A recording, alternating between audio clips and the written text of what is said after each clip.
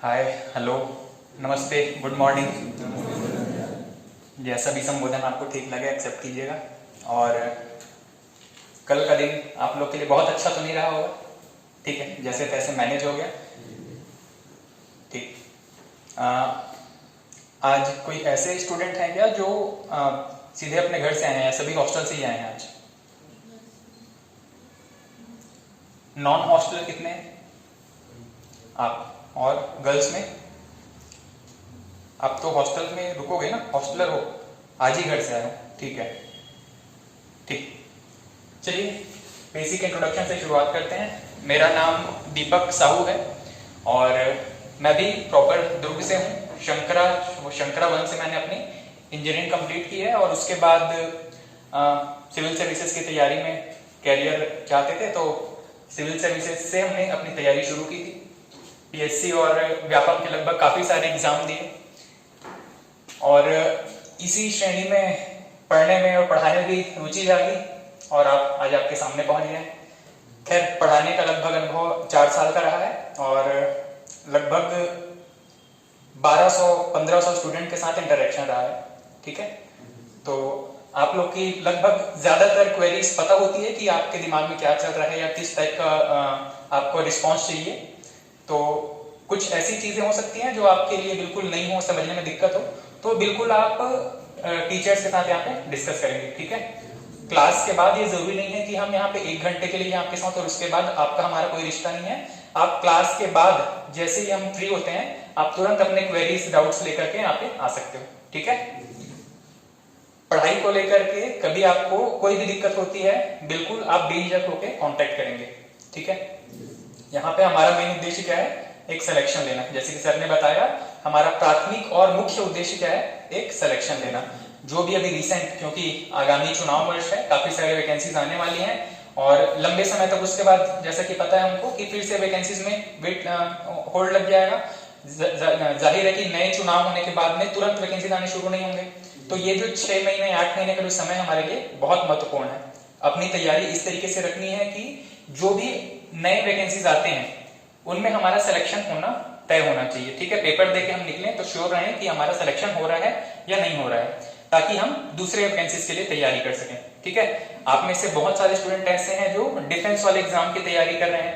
बहुत सारे स्टूडेंट से कल मैं मिला, कुछ लोग एसआई के लिए तैयारी कर रहे हैं, कुछ लोग आर्मी वगैरह की तैयारी कर रहे हैं। तो उसके हिसाब से यहाँ पे जो आपको मैथ्स, रीजनिंग और बाकी जो सब्जेक्ट पढ़ाए जाएंगे वो मोर देन सफिशिएंट है, ठीक है। क्योंकि वहां पे आपकी फिजिक ज्यादा इंपॉर्टेंट होती है, आपकी शारीरिक क्षमता ज्यादा इंपॉर्टेंट होती है डिफेंस वाले एग्जाम्स के लिए, और इनका वेटेज थोड़ा सा कम होता है, इसका लेवल भी थोड़ा सा कम रहेगा आपके तैयारी के हिसाब से, ठीक है। आप उससे ऊपर के लेवल पे तैयार रहोगे, इतना आप मान के चलिए, ठीक है। बात करें अगर व्यापम या पीएससी के एग्जाम्स की, तो वो थोड़ा सा डिफिकल्टी लेवल बढ़ते जाता है, ठीक है। डिफेंस या आर्मी के एग्जाम से आप कंपेयर करोगे तो डिफिकल्टी लेवल थोड़ा सा हाई मिलेगा। सर ने आपके साथ सिलेबस वगैरह तो डिस्कस कर लिया है, मैं थोड़ा सा उसी सिलेबस को डिटेल में और थोड़ा सा आपके साथ डिस्कस कर लेता हूं, ताकि हमारी पढ़ाई की दिशा तय हो सके। हमें अगले 6 महीने में क्या क्या चीजें खत्म करनी है और किस तरीके से हम उसको डील करेंगे, ये सब चीज पहली क्लास में हम थोड़ी सी चर्चा कर लेते हैं।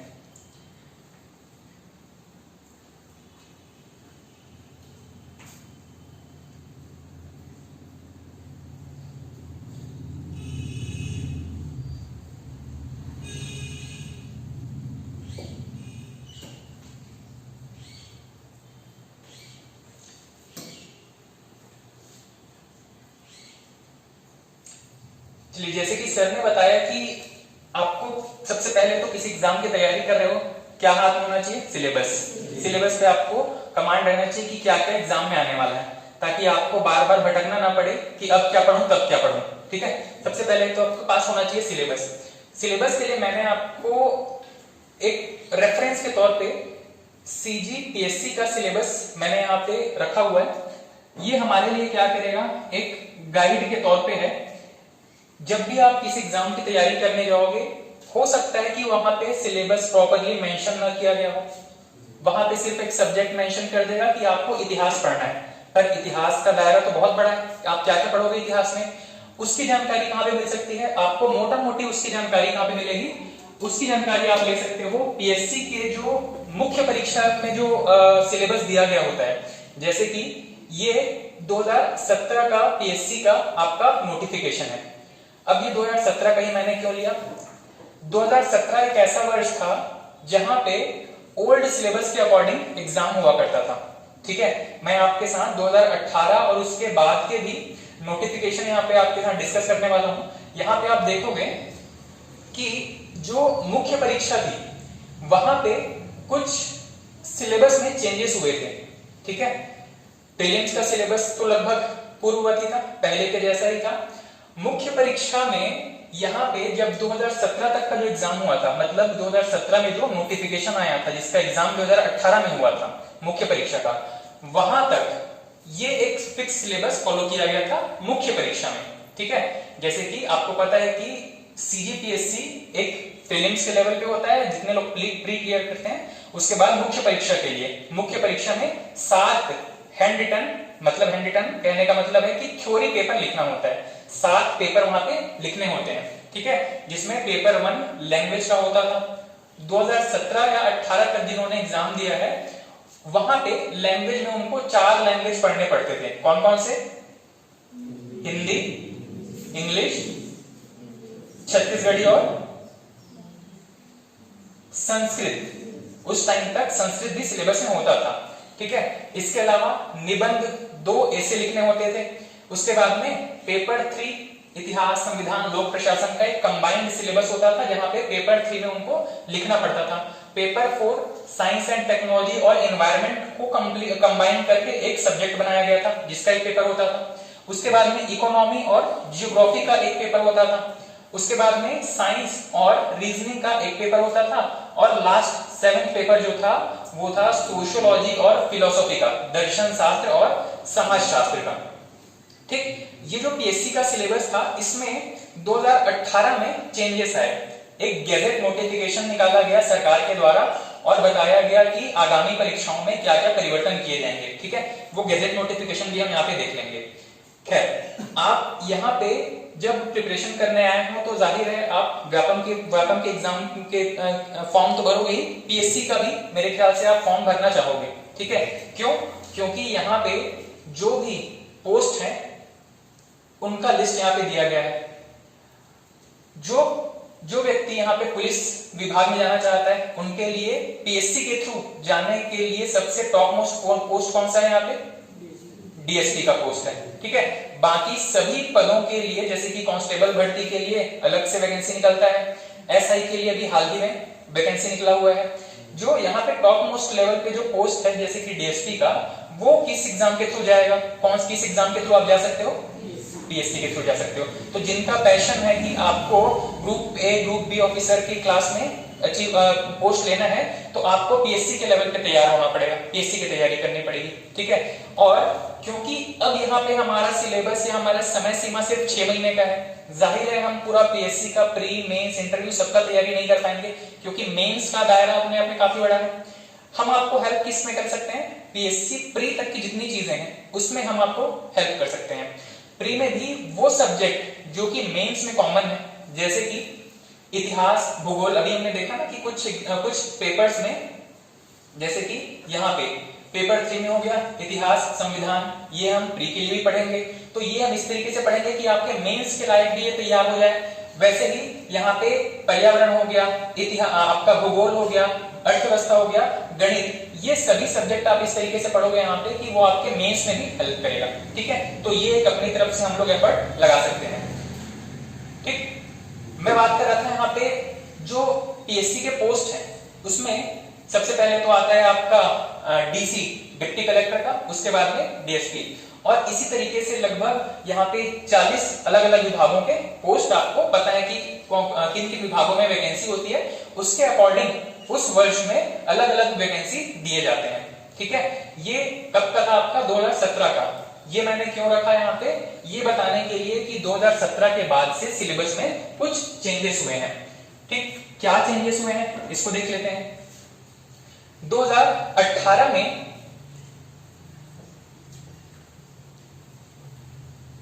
2018 में कुछ चेंजेस होने शुरू हुए थे, जिसको कि सरकार के द्वारा एक राजपत्र में प्रकाशित किया गया था और बताया गया कि क्या क्या चेंजेस होंगे अगले एग्जाम से। तो ये जो राजपत्र है, ये जो राजपत्र लिखा हुआ है, जब भी सरकार के द्वारा कुछ इंपॉर्टेंट नोटिफिकेशन पब्लिक के लिए जारी किया जाता है, जिसमें कि कह सकते हो कि किसी विभाग में महत्वपूर्ण परिवर्तन जुड़े हुए होते हैं, तो उसको राजपत्र के द्वारा प्रकाशित किया जाता है, गैजेट नोटिफिकेशन के द्वारा प्रकाशित किया जाता है। जैसे कि अगर केंद्र सरकार को कोई महत्वपूर्ण बदलाव करने हैं, चाहे संविधान में या किसी नीति में, किसी महत्वपूर्ण पॉलिसी में, किसी महत्वपूर्ण स्कीम में, तो राजपत्र में उसको लिखकर प्रकाशित किया जाएगा। ठीक है, इसको कहा जाता है गैजेट नोटिफिकेशन जारी करना। ठीक, यहाँ पे सरकार ने क्या किया था, 2018 में जो वैकेंसी आए थे उनके लिए कुछ जो चेंजेस हुए थे, जैसे कि भाषा में मैंने बताया कि उस टाइम पे 4 लैंग्वेज होते थे, संस्कृत को यहाँ पे हटाकर सिर्फ 3 लैंग्वेज रख दिया गया, ये एक चेंज था। निबंध या ऐसे, इसमें पहले 2017 तक सिर्फ 2 ऐसे लिखने पड़ते थे, लेकिन अब इसको 4 ऐसे कर दिया गया। ठीक है, पहले शब्द सीमा होती थी 1500 शब्दों की, और इसको घटाकर कर दिया गया 750 शब्द। 750 शब्द के आपको 4 ऐसे लिखने पड़ेंगे। किसमें? पेपर 2 में। पेपर 3 में Indian history, constitution, public administration और छत्तीसगढ़ का हिस्ट्री, छत्तीसगढ़ का इतिहास, इसको शामिल करके एक सब्जेक्ट बनाया गया। पेपर 4 या जीएस पेपर 2 जो था, उसमें एक साइंस और मैथ्स और अप्लाइड साइंस या व्यवहारिक विज्ञान, इसको जोड़ करके ये एक सब्जेक्ट बन गया। पेपर 3 में भारत और छत्तीसगढ़ की अर्थव्यवस्था, ज्योग्राफी और आपका इंडियन ज्योग्राफी और छत्तीसगढ़ का भूगोल, छत्तीसगढ़ की ज्योग्राफी, इनको मिलाकर के एक सब्जेक्ट बना दिया गया। पेपर 6 या जीएस पेपर 4, इसमें आपका फिलोसॉफी या दर्शन शास्त्र, सोशियोलॉजी या समाजशास्त्र और छत्तीसगढ़ के समसामयिक चीजों को लेकर के क्या किया गया, एक और सब्जेक्ट बनाया गया, जो कि आपके पेपर 6 में रखा गया या जीएस पेपर 4 में था। जीएस पेपर 5 या जो एग्जाम के पॉइंट ऑफ व्यू से आपका पेपर 7 होना था, वो सबसे ज्यादा बदलावकारी आपका कह सकते हो कि एक पेपर था, जिसमें कि काफी सारी नई चीजें, लगभग सब कुछ नया है इसमें। जैसे कि सरकार की welfare schemes, development scheme, welfare या समाज कल्याण की योजनाएं, डेवलपमेंट स्कीम या विकास की योजनाएं, उसके बाद में राष्ट्रीय और अंतरराष्ट्रीय खेल संबंधी मुद्दे, उनसे अंतरराष्ट्रीय मुद्दों से संबंधित जो भी संस्थाएं हैं, इन सभी के बारे में एक गहन चर्चा वहां पे किया गया था। उसके बाद में राष्ट्रीय और अंतरराष्ट्रीय शिक्षण संस्थाओं के बारे में काफी सारी चीजें यहाँ पे ऐड की गई थी, किसमें? पेपर 7 में।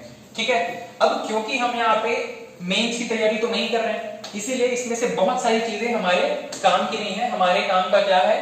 History, geography, polity, economy, science, environment, ये कुछ ऐसे सब्जेक्ट हैं जो कि हमें इस एग्जाम के लिए, पीएससी के प्री के लिए और व्यापम के अदर एग्जाम के लिए तैयार करने हैं। ठीक है, अब यहाँ पे कुछ ऐसे एग्जाम जो कि व्यापम कंडक्ट करवाता है। आपको पता है कि छत्तीसगढ़ में 2 संस्थाएं हैं जो अलग अलग परीक्षाएं, अलग अलग एग्जाम्स कंडक्ट करवाती है। एक तो पीएससी है, जो कि मैंने बताया कि group A, group B officers के लिए एग्जाम करवाती है। उसके अलावा व्यापम है, जो ज्यादातर 12वीं या ग्रेजुएशन बेस के एग्जाम कंडक्ट करवाती है। उसी में ही एक एग्जाम है आपका पटवारी का एग्जाम। ठीक है, पटवारी का जो एग्जाम है या पटवारी का जो सिलेबस है, उसमें बेसिकली क्या क्या चीजें दिया गया है। तो सबसे पहले यहाँ पे एक सेक्शन होता है कंप्यूटर से संबंधित जानकारी के बारे में।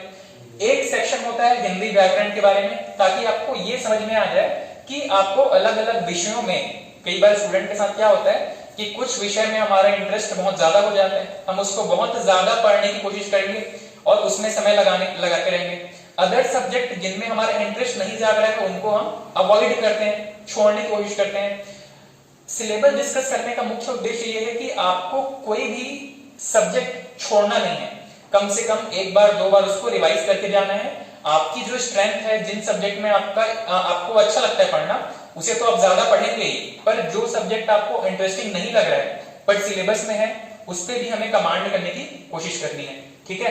तो यहाँ पे हिंदी से संबंधित एक पूरा टॉपिक है।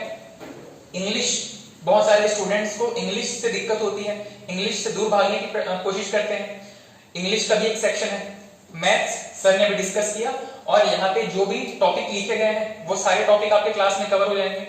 उसके बाद में रीजनिंग का एक टॉपिक है, ठीक है, रीजनिंग भी सर आपको कंप्लीट करवाएंगे। उसके बाद में ये एक सेक्शन है जिसके बारे में बात कर रहा था। कई बार क्या होता है कि यहाँ पे सिर्फ लिख देगा भारत की राज्य व्यवस्था या संविधान।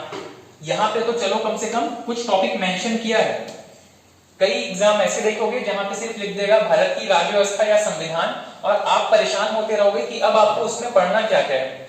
उस समय आपको क्या रेफर करना है, पीएससी का जो मेंस का सिलेबस है, जहां पे टू द पॉइंट चीजें डिस्कस की गई हैं कि किस सब्जेक्ट में, किस भाग के अंदर, एक सब्जेक्ट में कौन कौन से टॉपिक आपको पढ़ने हैं। ये सारी चीज आपको कहां पे मिलेगी, पीएससी मेंस के सिलेबस में, ठीक है।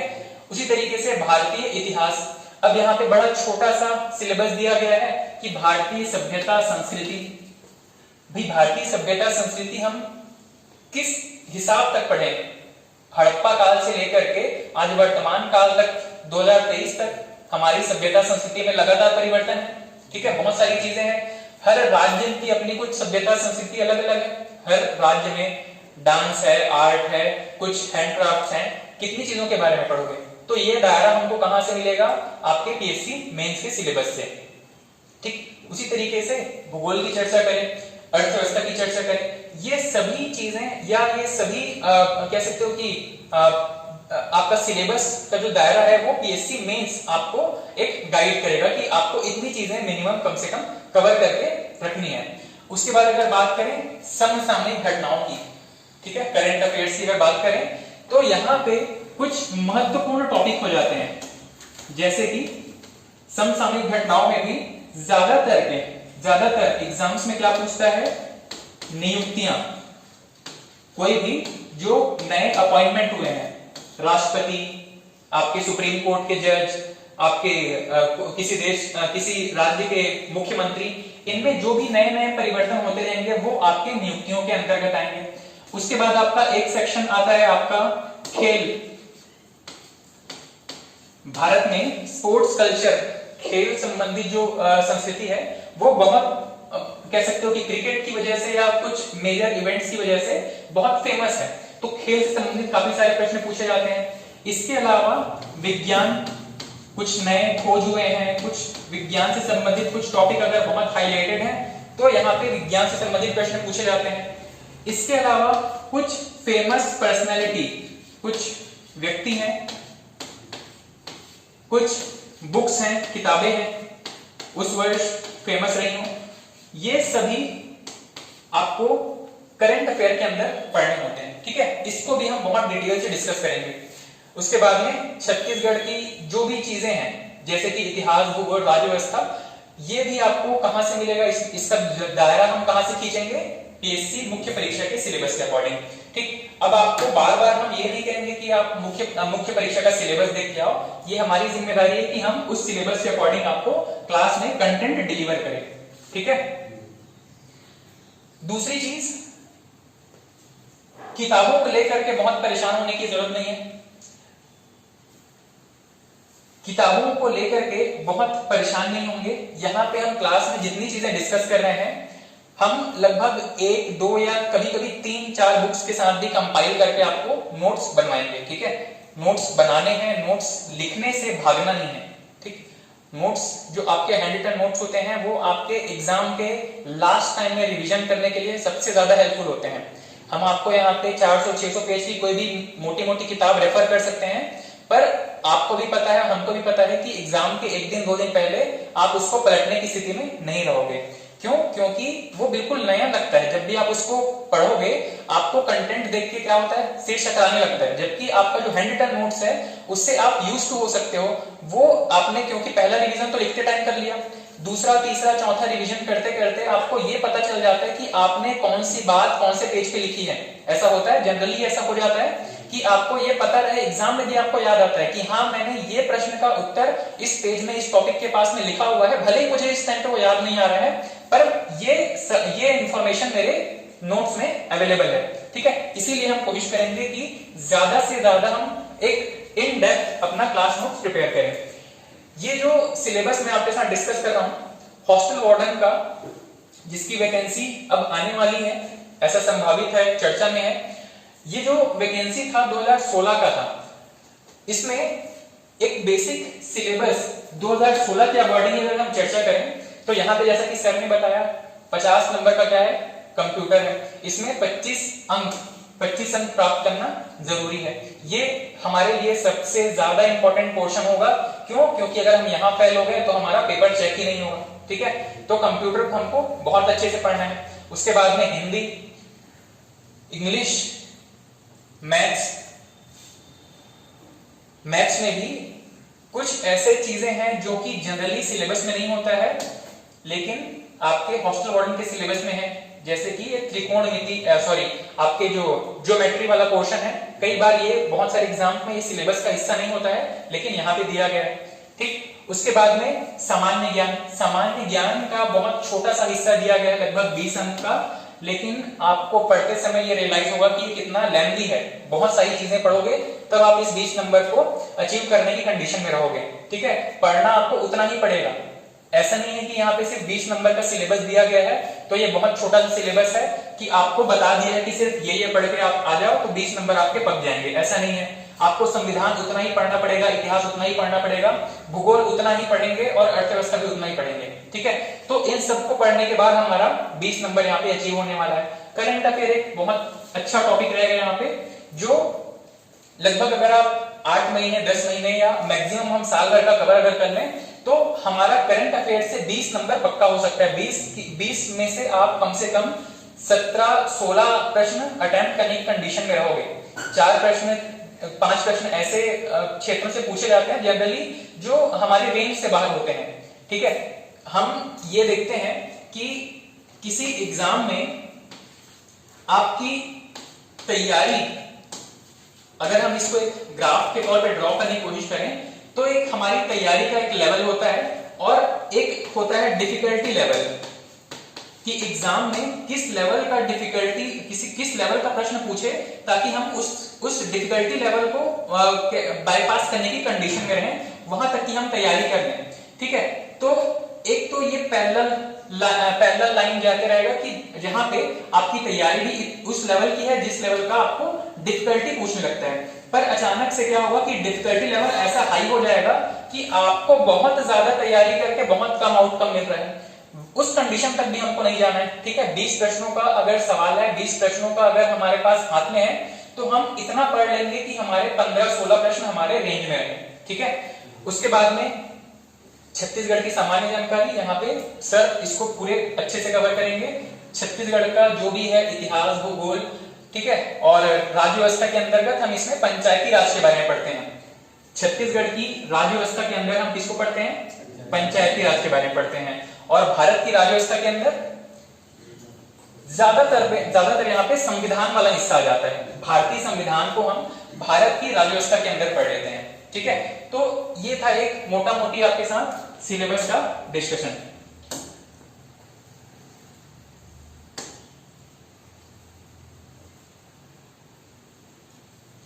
ठीक, आज हम जो सब्जेक्ट शुरू करने वाले हैं या नेक्स्ट जो हम सब्जेक्ट कवर करेंगे वो है इंडियन ज्योग्राफी, भारत का भूगोल। इस सब्जेक्ट से हम शुरुआत करेंगे और एक एक करके सब्जेक्ट्स को आगे लेते चलेंगे, ठीक है। तो आप सबसे पहले जीएस वाले नोट्स में हेडिंग डाल दीजिएगा भारत का भूगोल।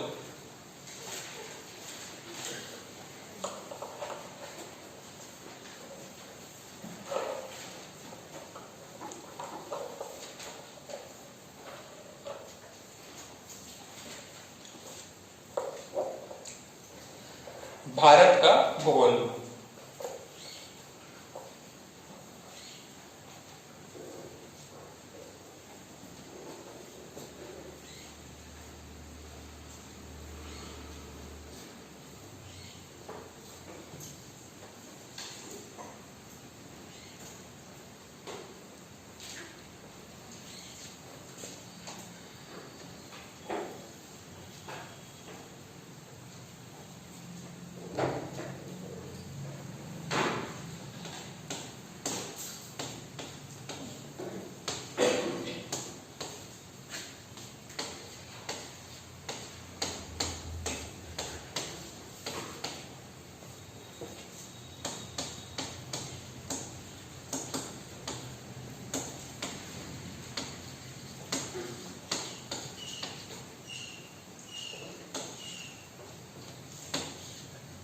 लैंग्वेज को लेकर के तो कोई इशू नहीं है, कोई ऐसे तो जिनको इंग्लिश में पढ़ने का मन हो, इंग्लिश मीडियम वाले हो, ऐसे तो नहीं है कोई।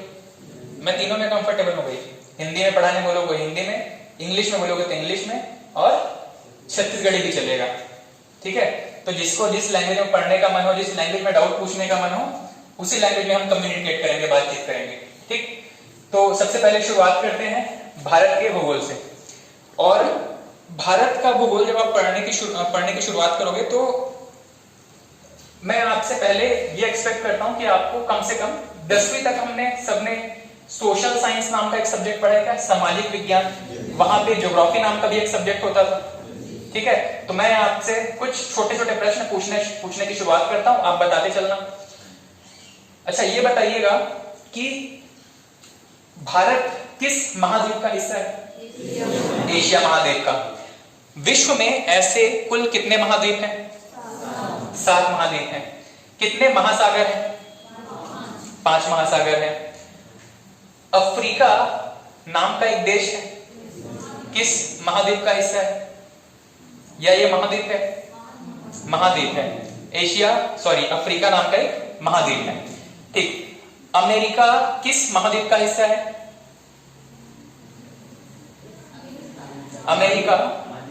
अमेरिका पूरा ही महाद्वीप है क्या? उत्तरी और दक्षिणी अमेरिका नाम के 2 महाद्वीप हैं, उसमें से अमेरिका या यूएसए किस महाद्वीप का हिस्सा है? उत्तरी अमेरिका का हिस्सा है। ब्राजील दक्षिणी अमेरिका का, ठीक है। रशिया, रूस बहुत न्यूज में है, एशिया महाद्वीप का हिस्सा है। यूक्रेन पक्का एशिया में होना चाहिए। बताओ यूक्रेन एशिया का हिस्सा है या यूरोप का हिस्सा है? बताओ। बॉर्डर में पड़ता है। अच्छा एक शब्द आपने सुना होगा यूएसएसआर, रूस के संबंध में काफी न्यूज में था। कुछ नोट मत करना, मैं प्रॉपर आपको ठीक से नोट करवाऊंगा, ठीक है। नोट्स बनवाने की जिम्मेदारी मेरी है, बशर्ते आपको लिखने में नींद ना आने लगे, तो मैं ठीक से नोट करवाऊंगा आपको, ठीक। यूएसएसआर नाम का एक शब्द सुना होगा आप सभी ने, रूस से संबंधित था। असल में क्या होता है कि सिर्फ इसी यूएसएसआर के बारे में अगर हम कहानी थोड़ी सी सुने तो आपका प्रथम विश्व युद्ध, द्वितीय विश्व युद्ध नाम का कुछ शब्द सुना है आपने, वर्ल्ड वॉर नाम का, ठीक है। वर्ल्ड वॉर, ये जो वर्ल्ड वॉर हुए थे जिसमें विश्व पूरा 2 गुटों में बढ़ गया था। ऐसा होता है ना कि एक मोहल्ले के कुछ बच्चे दूसरे मोहल्ले के कुछ बच्चे गैंग बना लेते हैं, किसी मामले पे विवाद हो गया तो वो अपने गैंग के सारे लड़कों को बुला के लाया, ये अपने गैंग के सारे लड़कों को बुला के लाया और फाइट स्टार्ट हो जाता है। वैसा ही एक समय था जब यूएसए और यूएसएसआर नाम के 2 गुट बने हुए थे, मतलब यूएसए एक प्रॉपर देश था, इसके मित्र देशों का एक ग्रुप जिसमें कि लीडर कौन था? यूएसए। वैसे ही यूएसएसआर जिन आइडियोलॉजी को फॉलो करता था, जिन विचारों को फॉलो करता था, उन्हीं विचारों को फॉलो करने वाले जनरली हमारे दोस्त कैसे होते हैं? हमारे नेचर के हिसाब से हम दोस्त बनाते हैं, ठीक है। हम जैसे नेचर के होंगे वैसे ही हमारे दोस्तों का ग्रुप होता है।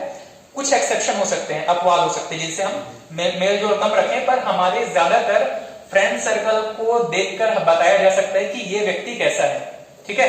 तो यूएसएसआर जिन आइडियोलॉजी को, जिन विचारों को फॉलो करता था, उन्हीं विचारों को फॉलो करने वाले देशों का लीडर कौन था? यूएसएसआर।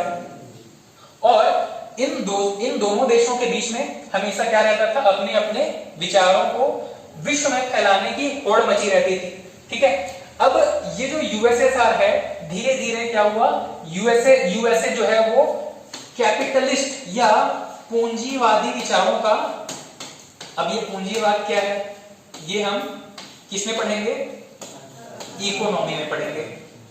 पर फिर भी आप ये मान करके चलिए कि एक ऐसा व्यक्ति या एक ऐसी संस्था या एक ऐसा देश जो पैसों को सबसे ज्यादा महत्व देता है, पैसों को महत्व देता है, इंडस्ट्री को महत्व देता है, इसका प्राथमिक उद्देश्य क्या है? पैसा कमाना है, ठीक है। उस वर्ग को हम कहते हैं कैपिटलिस्ट क्लास या पूंजीवादी विचारों वाला देश या समूह या व्यक्ति। ठीक है, फिर एक दूसरी आइडियोलॉजी होती है जिसको कि हम कहते हैं समाजवादी समाजवादी विचार या सोशलिस्ट क्लास। ठीक है, इनका मुख्य उद्देश्य क्या होता है कि समाज में जो भी संसाधन है, चाहे वो पैसे के फॉर्म में हो या नेचुरल रिसोर्सेज के फॉर्म में हो, समाज में जो भी संसाधन है वो सभी लोगों को इक्वली डिस्ट्रीब्यूट होने चाहिए। ये किसका विचार है? समाजवादी लोगों का, समाजवादी देशों का, समाजवादी व्यक्ति का विचार होता है।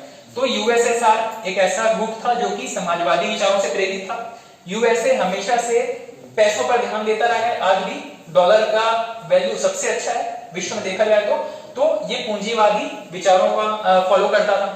इन दोनों विचारों में हमेशा टकराहट रहती थी और धीरे धीरे क्या हुआ, ये जो समाजवादी विचार है वो दबने लगा और इसी दबने की श्रेणी में क्या हुआ, यूएसएसआर जो है वो यूएसएसआर के जितने अलाइड कंट्रीज थे, फ्रेंडली कंट्रीज थे या उसके जो अलग अलग स्टेट्स थे वो बिखरना शुरू हुए, ये यहाँ पे डिवाइड होना शुरू हो गए।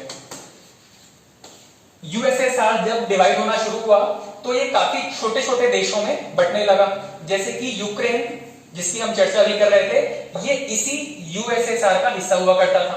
ठीक है, यूएसएसआर के आज के डेट में अगर आप इमेजिन कर पाओ अगर, तो रूस का डायग्राम आपने कहीं देखा है? रूस का मैप आपने कहीं देखा है? आप इंडिया के ऊपर चीन से ऊपर रूस को जब आप ध्यान कर रहे हो अपने दिमाग में इमेजिन करना, तो रूस के पश्चिम की तरफ ध्यान है, रूस के पश्चिम की तरफ आप आओगे तो ये बहुत सारे छोटे छोटे देशों का एक समूह था जो कि रूस से या यूएसएसआर से अलग होना शुरू हो गया था। इसी श्रेणी में, इसी सीक्वेंस में आपका यूक्रेन भी अलग हुआ, क्रीमिया भी अलग हुआ, बहुत सारे छोटे छोटे देश थे जो कि यूएसएसआर से अलग होना शुरू हो गए। और यूएसएसआर में जो सबसे इंपॉर्टेंट लीडर कंट्री था वो क्या बचा आपका? रशिया, जिसको कि आज हम रूस या रशिया के नाम से जानते हैं। ठीक है, ये थी यूएसएसआर की कहानी। विश्व दो गुटों में बटा हुआ था जिसमें से एक का लीडर कौन था? यूएसएसआर क्या था? बहुत सारे छोटे छोटे देशों का एक समूह था जिसको लीड कौन कर रहा था? रशिया, रूस। आज की डेट में या 1991 के आसपास ये पूरे देश या जो छोटे छोटे देश थे वो अलग होना शुरू हो गए और बचा कौन लास्ट में? रशिया। ठीक है, आज जो पूरे तनाव का रीजन है वो क्या है कि रशिया चाहता है कि इसके आसपास के जो पड़ोसी देश हैं जो एक समय पे यूएसएसआर का हिस्सा हुआ करते थे वो यूएसए की तरफदारी ना करें। यूएसए जिन पॉलिसीज, जिन स्कीम्स या उन डिफेंस से रिलेटेड जो भी इंटरनेशनल रिलेशन है उनमें चाहता है रशिया चाहता है कि यूएसएसआर के समय पे जो देश इसके साथ हुआ करते थे वो उन चीजों से दूर रहें। यूएसए अंतिम रूप से आप ये मान सकते हो कि कोई भी इसका पड़ोसी देश आपके यूएसए के खेमे में ना चला जाए, ये चाहता है कौन? रशिया। यही पूरी वजह है जो आज रशिया यूक्रेन का युद्ध आपको देखने को मिला। ठीक है, और ये अभी तक चलता जा रहा है, पता नहीं कब तक चलेगा। ठीक, तो हमारा जो शुरुआत था इंडियन ज्योग्राफी का,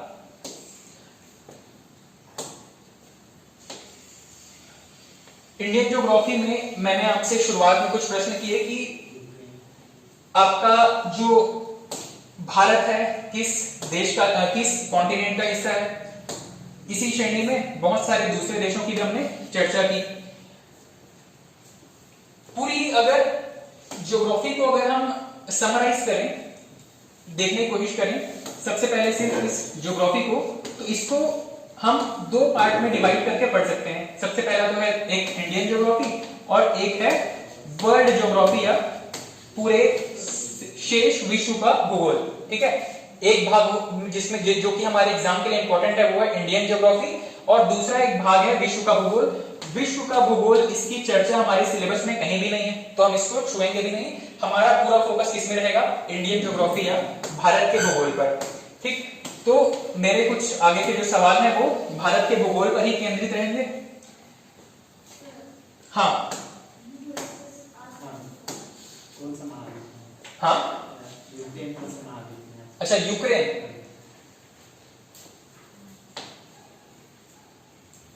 यहां पे मैं आपको आगे वर्ल्ड मैप भी डिस्कस करूंगा, पर अभी एक ध्यान दीजिएगा, रूस कुछ इस तरीके से हमारे टॉप में, या कह सकते हो कि भारत के ऊपर चीन, यहां पे चीन, यहां पे कुछ दूसरे देश, सॉरी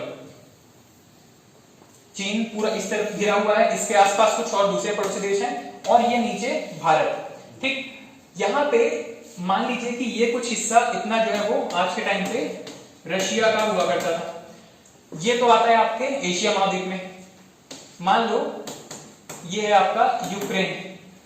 यूक्रेन भी आपके एशिया महाद्वीप का हिस्सा आता है, और यहां पे एक यूराल माउंटेन करके एक माउंटेन रेंज है, इसके पश्चिम की तरफ जितने भी देश हैं वो सभी किसमें आते हैं? यूरोप में। असल में जब आप इसको एक मैप में देखोगे तो आप इसको डिफरेंशिएट नहीं कर पाओगे कि कहां से यूरोप है और कहां से एशिया है। क्यों? क्योंकि ये पूरा एक ही भूखंड का हिस्सा है, एक ही भूमि का हिस्सा है। ठीक है, ये एक माउंटेन रेंज ऐसा है जहां से हम ये डिफाइन करते हैं कि इसके पश्चिम की तरफ यूरोप वाले देश हैं और इसके पूर्व की तरफ रूस वाले देश हैं। ठीक है, आपके सॉरी एशिया वाले देश हैं। ठीक,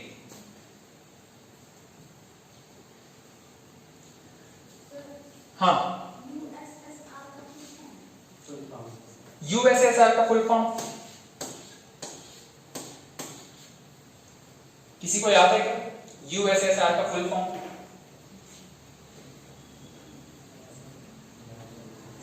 यूएसएसआर का full form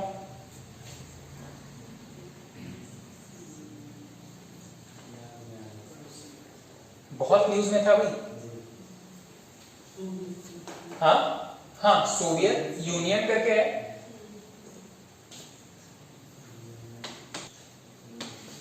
union of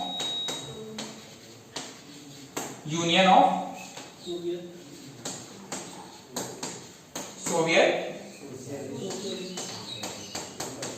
socialist Republic.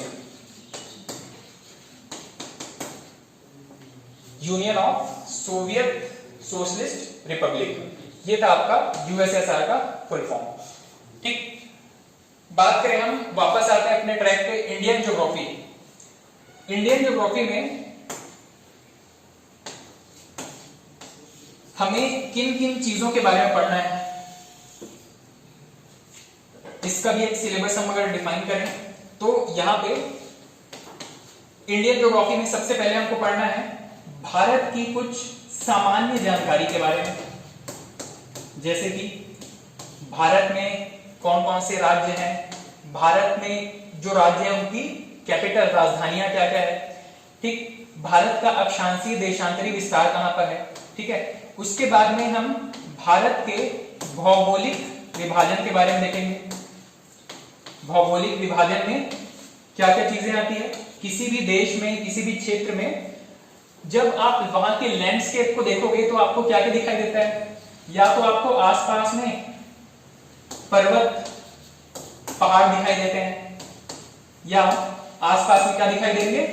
मैदान दिखाई देंगे, या नदियां दिखाई देंगी, और क्या दिखाई देता है किसी लैंडस्केप को आप देखोगे तो? पठार दिखाई देता है।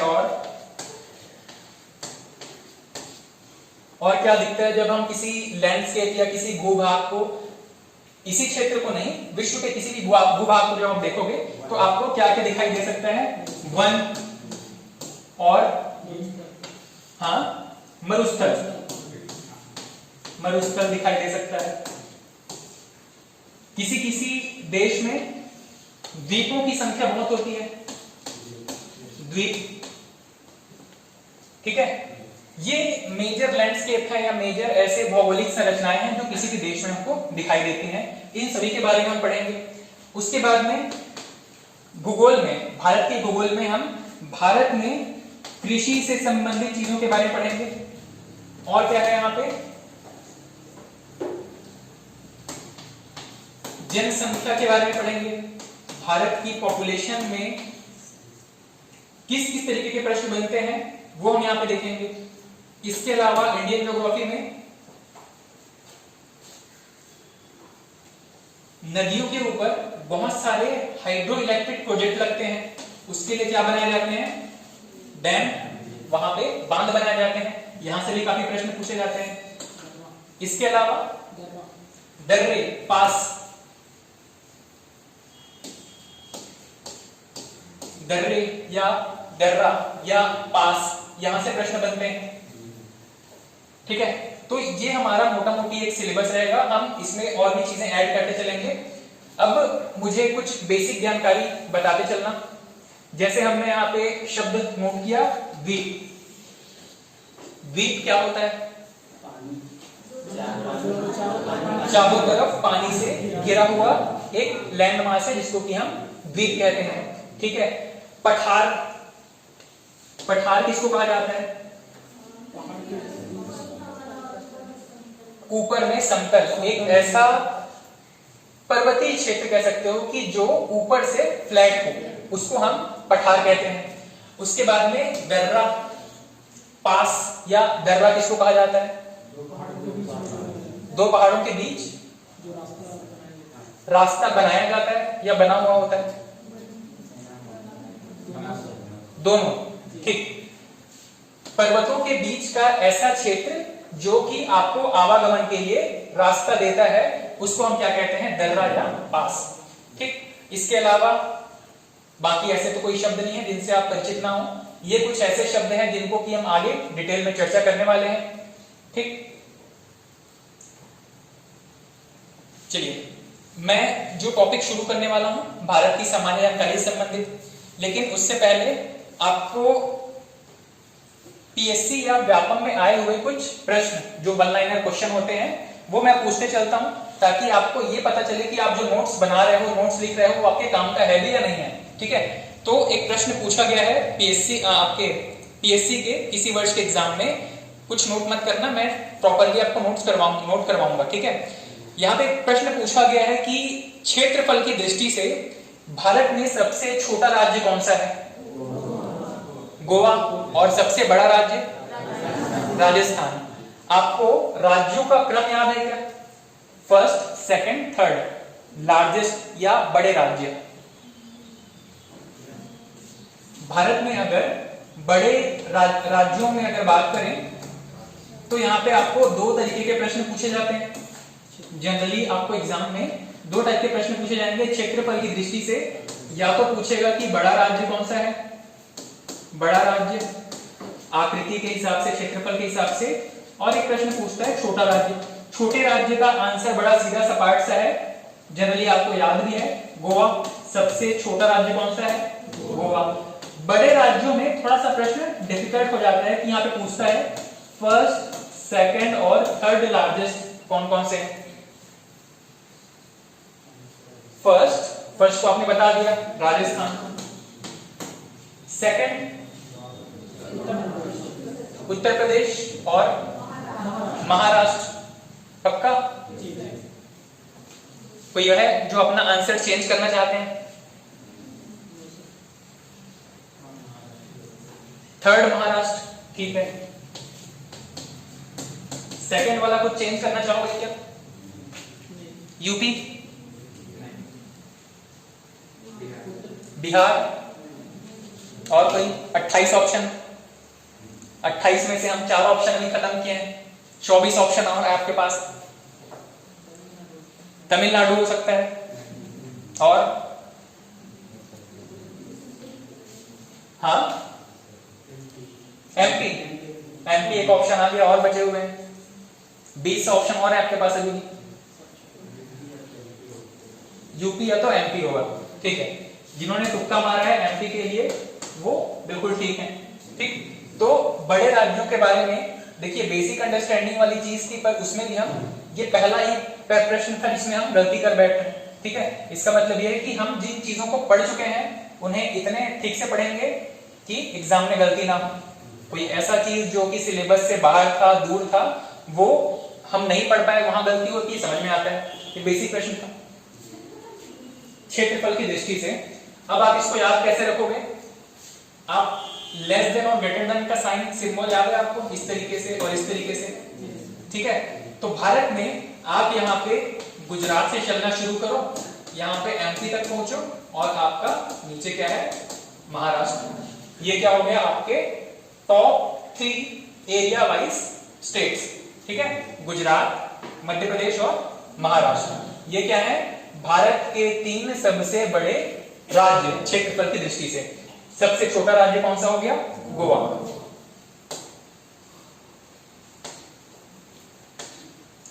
ठीक, फिर एक प्रश्न पूछा गया है कि भारत का जो क्षेत्रफल है वो विश्व के कुल क्षेत्रफल का कितना है परसेंट वाइज। हाँ ठीक है, ये एक सही आंसर था। विश्व में 7वां स्थान है एरिया के हिसाब से। 2 अच्छा, एक ऑप्शन आया 2 पॉइंट समथिंग, एक आया 4 पॉइंट समथिंग और 4.11 और कुछ 2.11। ठीक, प्रश्न की प्रवृत्ति, प्रश्न का लेवल समझ में आ गया कि किस लेवल का प्रश्न पूछा गया है। ठीक है, ये आपके व्यापम का एक प्रश्न था। उसके बाद में एक प्रश्न पूछा गया है कि यूनियन टेरिटरी, ये शब्द आपने सुना है यूनियन टेरिटरी। भारत में जो लैंड एरिया है वो या तो स्टेट की कैटेगरी में आएगा या तो यूटी, या तो ये राज्य की श्रेणी में आएंगे या फिर केंद्र शासित प्रदेशों की श्रेणी में आएंगे। ठीक है, भारत में जो भी लैंड एरिया होगा वो इन्हीं में से किन्हीं 2 श्रेणी के अंदर में आएगा, या तो वो क्षेत्र राज्य की श्रेणी में आएगा या तो यूटी या केंद्र शासित प्रदेशों की श्रेणी में आएगा। तो यहाँ पे एक प्रश्न पूछा गया है कि केंद्र शासित प्रदेशों में कौन सा सबसे बड़ा है एरिया वाइज। लद्दाख। अभी हमारा आंसर क्या हो जाएगा, लद्दाख। उस टाइम पे ऑप्शन के अकॉर्डिंग कुछ दूसरा ऑप्शन दिया गया था, लद्दाख उस समय पे नहीं था इसमें। ठीक है, यहाँ पे फिर एक प्रश्न पूछा गया कि तेलंगाना राज्य का गठन कब हुआ है, 2014 में। अच्छा, ये प्रश्न आपके ज्योग्राफी का है या करंट अफेयर का है? करंट अफेयर से ज्यादा रिलेटेड है। क्यों? क्योंकि जिस समय ये हाल ही में घटना हुई होगी उस समय ये न्यूज में था और तब ये प्रश्न पूछा जाएगा। आज आपको ये प्रश्न नहीं पूछेगा कि बताइए पंजाब का निर्माण कब हुआ या मध्य प्रदेश का निर्माण कब हुआ। हालांकि वो हम देखेंगे मैप में कि किस तरीके से 1951 में जो राज्य थे उनकी स्थिति क्या थी, उसके बाद में जब 2023 तक आते आते उसमें क्या क्या परिवर्तन हुए, ये भी हम देखेंगे। ठीक है, एक प्रश्न आपको पूछा गया है कि तेलंगाना भारत में किस क्रम का राज्य बना था जब तेलंगाना का गठन हुआ था। अच्छा, ये तो पता है ना कि सबसे लेटेस्ट राज्य जो बना था वो तेलंगाना था। तेलंगाना जब गठित हुआ था किस क्रम का, किस श्रेणी का राज्य था? 25, 26, 27, 28, 29, 29वां राज्य था। ये एक प्रश्न पूछा गया था। उसके बाद में भारत का सबसे दक्षिणी राज्य कौन सा है? भारत का सबसे दक्षिणी राज्य तमिलनाडु या केरल? इस तरीके से यहां पे आपका श्रीलंका है। केरल होना चाहिए या फिर तमिलनाडु होना चाहिए? ज्यादा आपको डाउट है तमिलनाडु पे, तो आप जो तुक्का मारोगे ये बिल्कुल ठीक पड़ेगा क्योंकि तमिलनाडु यहाँ पे सबसे दक्षिणी राज्य है। ठीक, उसके बाद में एक प्रश्न पूछा गया है इन्हीं सामान्य जानकारी से संबंधित कि ऐसा कौन सा राज्य है जो सबसे ज्यादा दूसरे राज्यों से घिरा हुआ है? मध्य प्रदेश। और ठीक है, मैडम ने अपना आंसर चेंज किया है, उत्तर प्रदेश। और इसके अलावा कोई राज्य ऐसा लग रहा है क्या जो दूसरे राज्यों में संख्या की दृष्टि से दूसरे राज्यों से ज्यादा घिरा हुआ है? या तो मध्य प्रदेश होगा या तो उत्तर प्रदेश होगा। ठीक है, तो यहाँ पे आपका आंसर था कौन सा? उत्तर प्रदेश। ठीक है, एक प्रश्न पूछा गया है आपको सीमा रेखा से संबंधित है। ये भी मेरे ख्याल से करंट अफेयर का प्रश्न इसको मानेंगे कि तेलंगाना किस राज्य के साथ अपनी सीमा रेखा साझा नहीं करता है। ठीक है, तेलंगाना किस राज्य के साथ सीमा रेखा साझा नहीं करता है, नहीं बनाता है। तो ये एक जनरल सा क्वेश्चन था। ये कब बनेगा आपसे, जब आपका मैपिंग स्ट्रॉन्ग है, जब आपको पता है कि अलग अलग राज्यों की लोकेशन कहां कहां पे है। ठीक, चलिए आज की क्लास में मैं आपको कुछ नोट नहीं करवा रहा हूं। नोट करवाने वाला सारा काम मैं कल से स्टार्ट कर लूंगा और प्रॉपरली आपको नोट करवाएंगे। ठीक है, अब मुझे ये बताते चलना कि आपको अलग अलग राज्यों के कैपिटल, उनकी राजधानी याद है क्या? भारत में कुल कितने राज्य हैं? राज्य कितने हैं? 28। यूनियन टेरिटरी कितने हैं? 8। 8 है या 9 है? 8 है। ये पहले 9 थे। ये स्थिति कब आई है यूनियन टेरिटरी 8 होने की? 2020 में। एक मेजर इवेंट के बारे में अगर हम चर्चा करें तो 2019 का घटनाक्रम आपको याद है? कौन सा? जम्मू कश्मीर से आर्टिकल 370 का हटाया जाना। जम्मू कश्मीर से जैसे ही आर्टिकल 370 हटा था, राज्यों में तो कोई परिवर्तन नहीं हुआ। पहले भी जम्मू कश्मीर एक राज्य था, उस समय भी राज्य था, लेकिन 2020 में एक और घटना होती है क्या? इसी जम्मू कश्मीर को 2 यूनियन टेरिटरी में बांट दिया गया। ठीक है, आपका एक था जम्मू एंड कश्मीर और दूसरा कौन था? लद्दाख। जैसे ही ये 2 यूनियन टेरिटरी बन के आए तो उस समय कुल राज्यों की संख्या कितनी थी? आप कह सकते हो कि 2020 तक राज्यों की संख्या कितनी थी? 29। और केंद्र शासित प्रदेश सोच के बताओ, 9 या 8 या 7?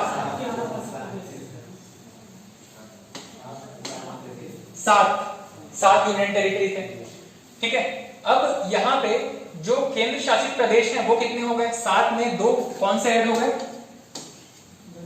जम्मू कश्मीर और लद्दाख ऐड हो गए। यहां से एक कौन सा हट गया? राज्यों में एक कम हो गया ना, जम्मू कश्मीर कम हो गया और यूनियन टेरिटरी में 2 बढ़ गए। तो ये अब कितना हो गया आपका? 9। ठीक है, उसके बाद में 2020 के आसपास ही एक और महत्वपूर्ण घटना हुई। कौन सी? यहां पे 2020 में 2 यूनियन टेरिटरी हुआ करते थे, आपने नाम सुना होगा, दादर नगर हवेली, और एक और कौन सा यूनियन टेरिटरी था? दमन and Diu. Daman and Diu और एक था दादर नगर हवेली। इन दोनों यूनियन टेरिटरी को मिला करके एक यूनियन टेरिटरी बना दिया गया। ठीक है, तो इस 9 में से एक और कम हो गया। ठीक है, क्योंकि इन 2 में से दोनों को मिला करके एक बना दिया गया, तो कोई एक जो है वो दूसरे में मर्ज हो गया, तो एक यहाँ पे और कम हो गया। अब ये कितना बचा फाइनल? 8। वर्तमान स्थिति क्या है कि भारत में टोटल 28 राज्य हैं और 8 केंद्र शासित प्रदेश हैं। कब की स्थिति है? आज प्रेजेंट 10-11 बजे तक की स्थिति क्या है? 28 राज्य और 8 केंद्र शासित प्रदेश। ठीक है, अब इन 28 राज्यों में से आपको बहुत सारे राज्यों के राजधानी पता होंगे और मैं श्योर हूं कि आपको कुछ राज्यों के राजधानी पता नहीं होंगे। ठीक है, जैसे कि नॉर्थ ईस्ट के स्टेट्स को हम बहुत इग्नोर कर देते हैं, वहां की भौगोलिक चीजों के बारे में जानकारी नहीं होती है। ठीक है, अब मुझे बताते चलना कि नॉर्थ ईस्ट में कौन कौन से राज्य हैं। मैपिंग का प्रश्न है, बेसिक अंडरस्टैंडिंग वाला प्रश्न है, और आप में से बहुत सारे लोगों से मेरी बात हुई थी तो बताया था कि आप पहले से तैयारी कर रहे हो किसी न किसी एग्जाम की। ठीक है, तो मुझे ये बताइएगा कि पूर्वोत्तर या नॉर्थ ईस्ट के राज्यों में कितने राज्य शामिल हैं? 5, 6, 7 या 8? 7 राज्य। ठीक है, 7 राज्यों में 7 राज्यों को हम 7 सिस्टर्स के नाम से जानते हैं। असल में पूर्वोत्तर का जो क्षेत्र है भारत में, इसे हम 7 सिस्टर्स और 1 ब्रदर के नाम से जानते हैं। ठीक है, ये 1 ब्रदर कौन है? 7 बहनों का एक भाई, ये कौन है? बांग्लादेश। इसको भी भारत में शामिल कर लिया।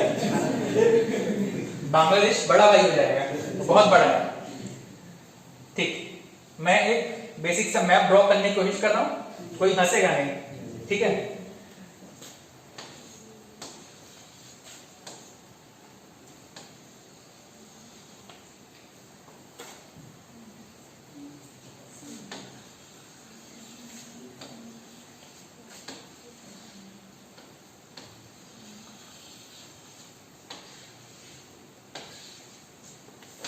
सिर्फ ये किस लिए था, नॉर्थ ईस्ट के इस राज्यों को दिखाने के लिए।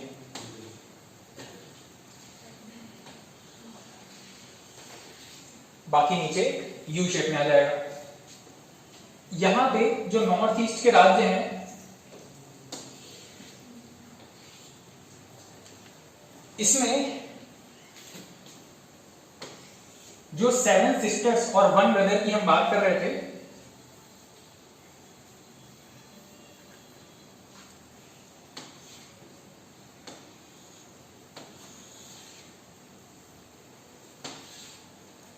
इसकी जो भौगोलिक स्थिति है वो बस यहां पे दिखाने की कोशिश कर रहा हूं। 7 सिस्टर्स और 1 ब्रदर में ये एक राज्य है जिसको कि हम 1 ब्रदर कह देते हैं, और बाकी के 7 सिस्टर्स में कौन कौन से हैं, तो यहां पे एक राज्य आता है, फिर यहां पे कुछ राज्य आएंगे, यहां पे एक राज्य आएगा और यहां पे एक राज्य आ जाएगा, ठीक है। 1 2 3 4 5 6 और ये 7, ये 7 राज्य आपके हो जाते हैं भारत के पूर्वोत्तर राज्यों की श्रेणी में, ठीक। प्रॉपर मैप में हम देखेंगे, ये एक ऐसा रफ स्केच था जिसमें कि आप ये अज्यूम कर पाओ कि कौन कौन से राज्यों की स्थिति कहां कहां पे है। तो ये बताइएगा कि कौन सा राज्य है, अरुणाचल। ये कौन सा राज्य है, पक्का,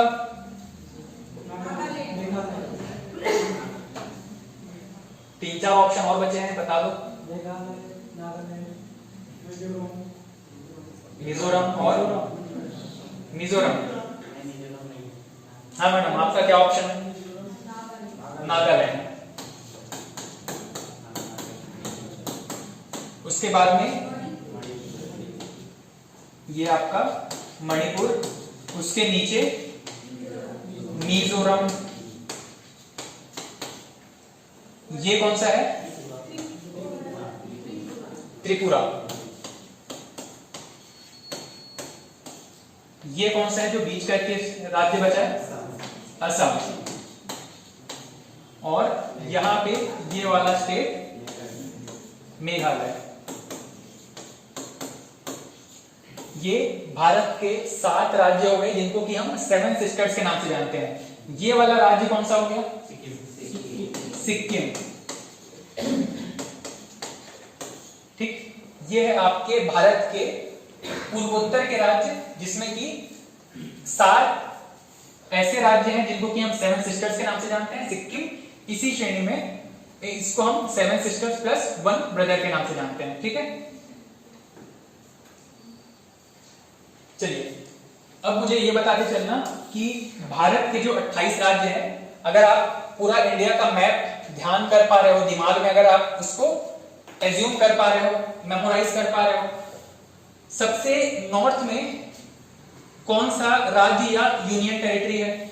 अच्छा, यूनियन टेरिटरी को हम यहां पे लिखते चलेंगे और यहां पे सारे के सारे स्टेट्स को लिखेंगे, ठीक।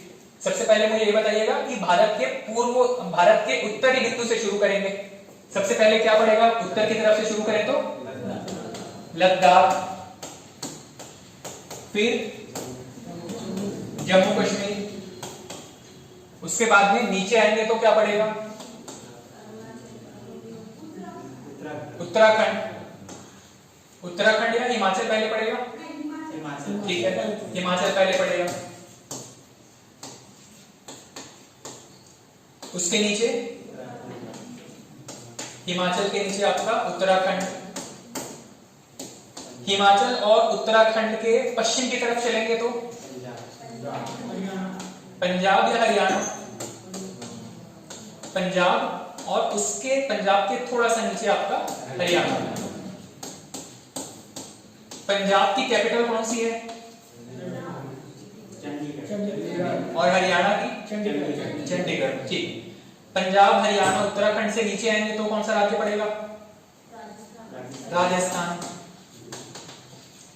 पंजाब हरियाणा से लगा हुआ एक और यूनियन टेरिटरी है क्या, कौन सा है? दिल्ली। Delhi union territory. राजस्थान के नीचे आएंगे, कौन सा राज्य पड़ेगा? गुजरात। गुजरात से और नीचे आप मैप लेके बैठे हो क्या?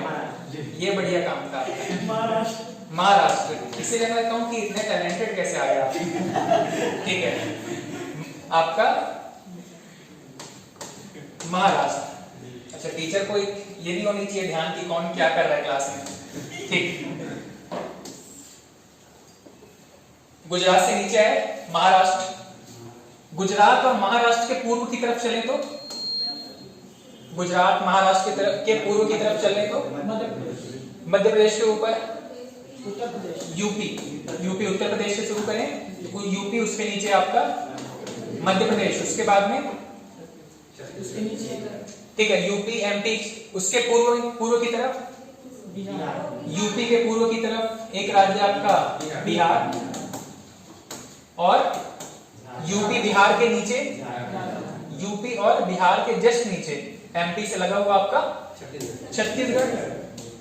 फिर बिहार के पूर्व की तरफ, अच्छा, बिहार के पूर्व की तरफ पश्चिम बंगाल, दक्षिण की तरफ झारखंड, झारखंड के नीचे ओडिशा, बिहार के पूर्व की तरफ, बिहार के पूर्व की तरफ पश्चिम बंगाल, और पश्चिम बंगाल के पूर्व की तरफ अगर जाएंगे तो आपका सबसे पहले क्या पड़ता है? सिक्किम।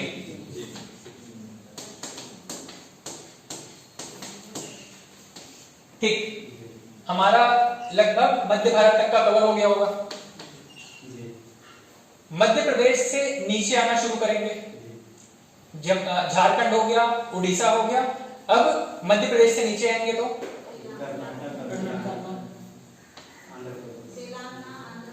बॉर्डर से लगा हुआ बताते चलना।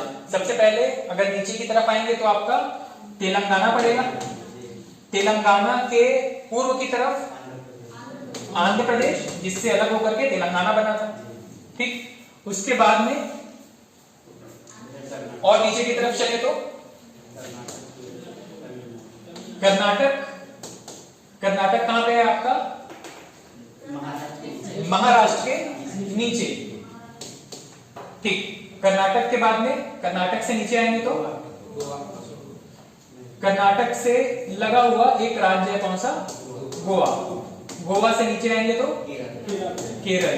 केरल से नीचे आएंगे तो, या केरल से लगा हुआ एक राज्य कौन सा है? तमिलनाडु। कोई राज्य छूट गया क्या? उड़ीसा यहाँ पे आ गया है। हमारे नॉर्थ ईस्ट के राज्यों के बारे में बात कर चुके थे। वहां पे टोटल कितने राज्य थे? 7 राज्य। 7 राज्य थे, सिक्किम यहाँ पे कवर हो चुका है। ठीक, उसके बाद में अगर हम बात करें यूनियन टेरिटरी की, कौन कौन सा ऐसा यूनियन टेरिटरी है जो हम यहाँ पे भी मिस कर चुके हैं? अंडमान एंड निकोबार। इसके बाद, इसके अलावा लक्षद्वीप, इसके अलावा पुडुचेरी या पांडुचेरी, पौंडीचेरी। पुडुचेरी एक ऐसा यूनियन टेरिटरी है जो 4 भागों से बना हुआ है। 4 भाग अलग अलग आइलैंड, अलग अलग कह सकते हो कि भूभाग के रूप में है, जो कि अलग अलग राज्यों में है, अलग अलग स्थान पे है। ये हम सारा कुछ मैप में देखेंगे। ठीक है, उसके बाद में ये कितने हो गए हमारे? 3 3 6, 2 और बच गए। दमन दीव, दमन प्लस ये दादर, ये पूरा एक ही हो गया है। एक और कौन सा बच गया? एक यूनियन टेरिटरी, लद्दाख हो गया, जम्मू कश्मीर, दिल्ली, अंडमान निकोबार, लक्षद्वीप हो गया, पुडुचेरी हो गया, दादर नगर और दमन दीव हो गया। एक कौन सा रह गया? चंडीगढ़ आपका कैपिटल है या यूनियन टेरिटरी है? यूनियन टेरिटरी है। बताओ, एक यूनियन टेरिटरी कौन सा रह गया? चंडीगढ़। का असली नाम क्या है सर? क्योंकि इसमें पांडिचेरी भी अलग अलग, पांडिचेरी भी है, पुडुचेरी भी है, ठीक है। दोनों ही नाम वहां के लोकल लैंग्वेज के हिसाब से कोई उसको पांडिचेरी कहता है, कुछ किताबों में आपको पुडुचेरी नाम भी मिलेगा, ठीक है। असल में ये पूरा पुडुचेरी एरिया जो है वो 4 अलग अलग क्षेत्रों से मिलकर के बना हुआ है। एक है इसमें खुद पुडुचेरी या पांडिचेरी, एक है यनम, एक है माहे और एक है कराईकल। ये 4 क्षेत्र हैं और चौथा कौन सा है? खुद पुडुचेरी, जिसके नाम पे उस यूटी का नाम रखा गया है पुडुचेरी, ठीक है। ये 4 क्षेत्रों को मिलाकर के पांडिचेरी कहा जाता है या पुडुचेरी कहा जाता है, ठीक।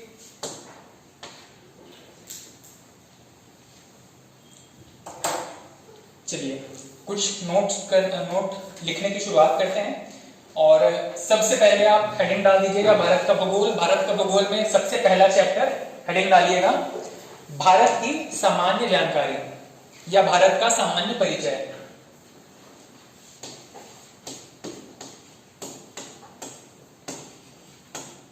भारत का सामान्य परिचय।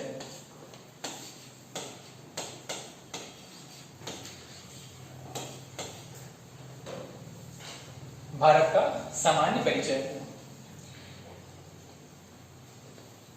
सबसे पहले यहां पे आप एक छोटा सा ग्लोब या पृथ्वी ड्रॉ कर लो और उसमें इस तरीके का एक लोकेशन ड्रॉ करो। इसकी चर्चा करेंगे भी।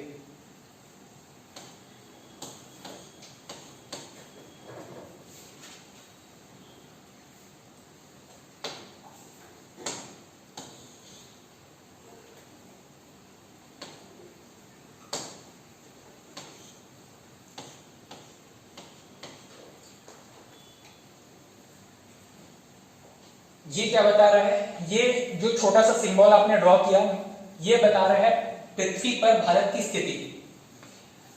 अब मुझे ये बताइएगा कि भारत या कह सकते हो कि किसी भी देश को अगर हम लोकेट करना चाहें तो हम अक्षांश और देशांतर के रूप में उसको लोकेट करते हैं। ये अक्षांश और देशांतर के रूप में किसी भी स्थान को लोकेट करने का काम या ये विधि क्यों अपनाई गई होगी? आपने क्लास 10th में एक चैप्टर पढ़ा होगा जिसमें किसी भी पॉइंट का लोकेशन हम एक्स और वाई एक्सिस के रेफरेंस में निकालते थे, ठीक है। ये पूरा का पूरा कॉन्सेप्ट लगभग वैसा ही है, ठीक है। जब भी आप किसी एरिया का या किसी क्षेत्र का किसी पॉइंट का लोकेशन निकालना चाहोगे, आपको वहां पे एक्स और वाई एक्सिस की जानकारी होनी चाहिए। यही एक्स और वाई एक्सिस जब हम पृथ्वी के रेफरेंस में पढ़ते हैं तो हम इसको किस नाम से जानते हैं? इसे हम कहते हैं अक्षांश और देशांतर रेखाएं। अक्षांश और देशांतर रेखाएं, ठीक। जिनको नहीं पता है वो इन लाइंस को बस नाम दे दीजिएगा उसी मैप, उसी आपके सिंबल या जो भी ड्रॉ किया है आपने उसी में, कि ये जो आड़ी लकीर है इसको हम कहते हैं अक्षांश रेखाएं पृथ्वी पर, और ये जो खड़ी लकीर है इसको हम कहते हैं देशांतर रेखाएं।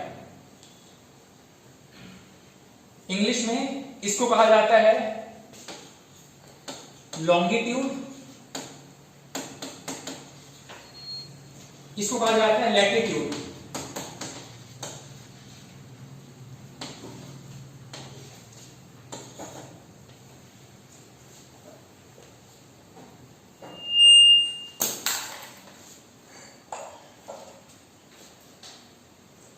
जब आप लॉन्गिट्यूड और लैटिट्यूड पढ़े थे अपने क्लास 10th के आसपास, तो आपको 2 चीजें बताई गई होंगी। एक कि भारत या पूरे विश्व में लॉन्गिट्यूड की संख्या कितनी है। भाई जब आप एक्स और वाई एक्सिस में किसी पॉइंट के लोकेशन को लेकर के जब स्टडी करते हो तो आपके पास तो पूरा स्कोप है, कितना भी इसको इनफाइनाइट तक ले चलो। एक्स में आप इसको कह सकते हो कि ये आपका पॉजिटिव एक्स एक्सिस होता है और ये होता है क्या? Negative x axis. ये आपका पॉजिटिव वाई एक्सिस और ये नेगेटिव वाई। यहाँ पे ये इनफाइनाइट तक जा सकता है, वैसे ही नेगेटिव वाला भी इनफाइनाइट तक जा सकता है। ये भी और ये भी। लेकिन पृथ्वी तो एक लिमिटेड स्पेस है ना, पृथ्वी पर हम अनलिमिटेड चीजों को डिस्कस कैसे करेंगे?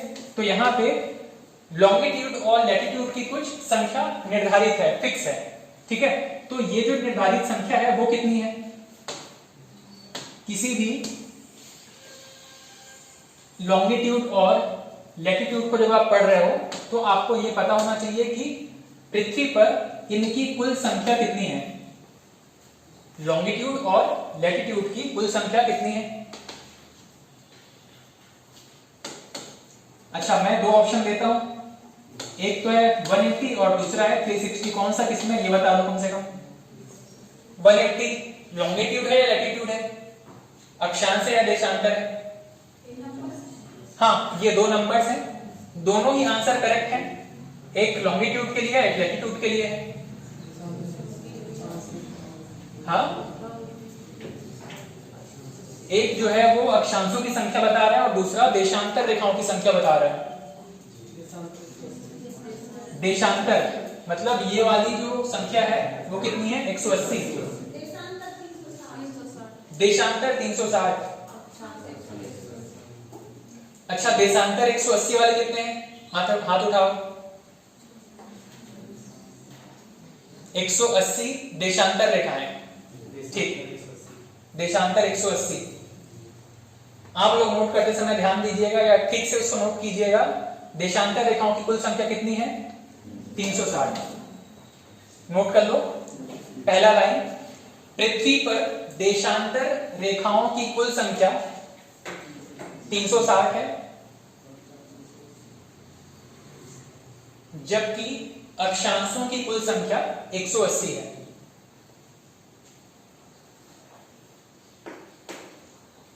जबकि अक्षांशों की कुल संख्या 180 है, ठीक है।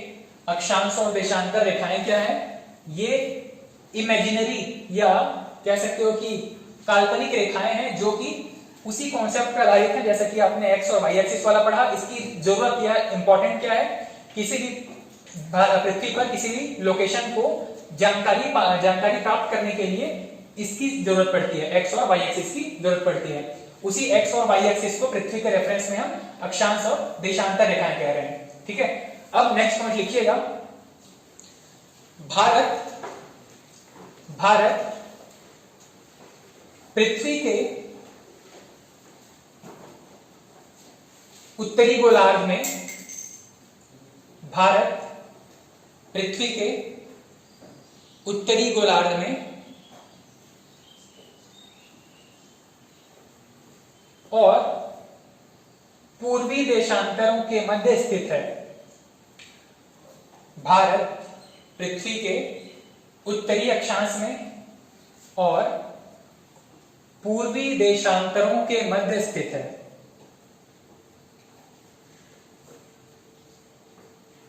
चलिए थोड़ा सा फिर से कॉन्सेप्चुअल पार्ट है, उसको समझिएगा, उसके बाद नेक्स्ट चीज नोट करेंगे।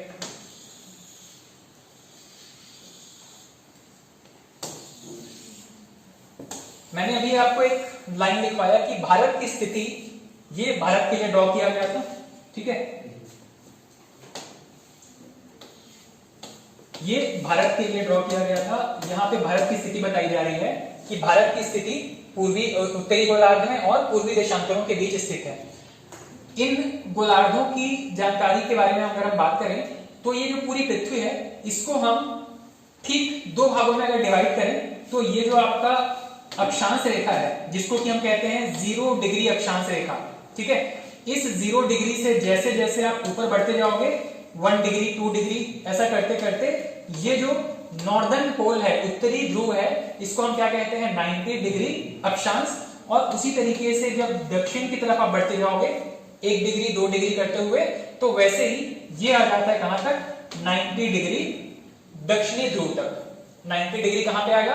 दक्षिणी ध्रुव तक। अब इसको हम अब भाई यहाँ पे भी 90 लिखा है, यहाँ पे भी 90 लिखा है, हम कैसे पहचानेंगे कि ये उत्तरी ध्रुव की बात हो रही है या दक्षिणी ध्रुव की?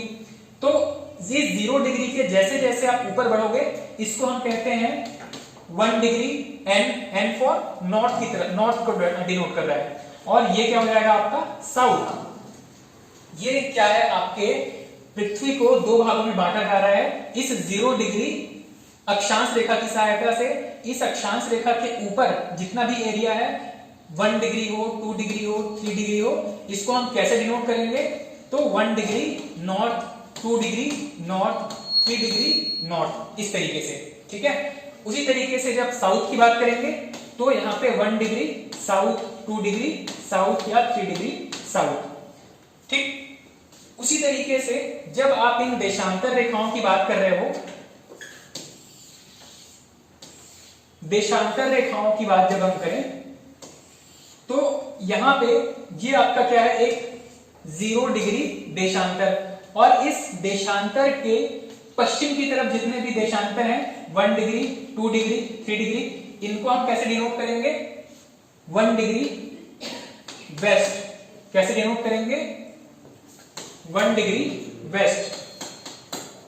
और इसके पूर्व की तरफ जो भी देशांतर रेखाएं होंगी, इसको हम कैसे डिनोट करेंगे, 1 डिग्री ईस्ट। ठीक है, अब आपको जैसे हमने वहां पे देखा था, एक पॉजिटिव एक्स एक्सिस था, एक नेगेटिव एक्स एक्सिस था, एक पॉजिटिव वाई एक्सिस और एक नेगेटिव वाई एक्सिस, वैसे ही आपको यहाँ पे 4 कोऑर्डिनेट मिल गए। कौन कौन से, नॉर्दर्न हेमिस्फीयर के लिए और सदर्न हेमिस्फीयर के लिए, उसके अलावा ईस्टर्न और वेस्टर्न हेमिस्फीयर के लिए। ठीक है, अब आपको यहाँ पे 4 कोऑर्डिनेट मिल गए हैं। कौन कौन से, एक ये तो आप हो गया आपका 0 डिग्री इक्वेटर, ये हो गया आपका 0 डिग्री देशांतर। उसके बाद में इसके बीच जो भी पॉइंट आएगा वो 2 कंडीशंस फॉलो करेगा, या तो वो उत्तर की तरफ होगा और दक्षिण की तरफ होगा, दूसरी चीज या तो पूर्व की तरफ होगा या पश्चिम की तरफ होगा। अब मैं आपको एक पॉइंट लोकेट करता हूं, जैसे कि आप मान के चलो ये 1 2 3, नीचे भी 1 2 3। अब अगर मैं एक पॉइंट कहीं पे लोकेट करूं तो आप मुझे ये बताइएगा उस पॉइंट की एग्जैक्ट लोकेशन क्या है। यहां पे इस पॉइंट की एग्जैक्ट लोकेशन क्या है, किस रेफरेंस बताएंगे आप, ईस्ट वेस्ट और नॉर्थ साउथ के फॉर्म में बताइएगा।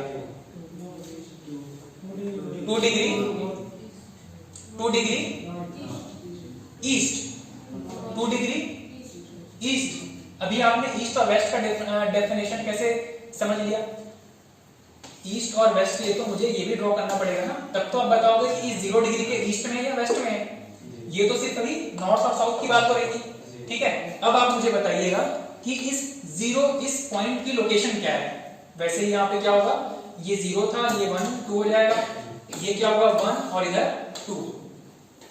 ठीक, अब आप मुझे बताएंगे कि इस पॉइंट की लोकेशन क्या है, ईस्ट वेस्ट नॉर्थ साउथ के फॉर्म में। 2 डिग्री,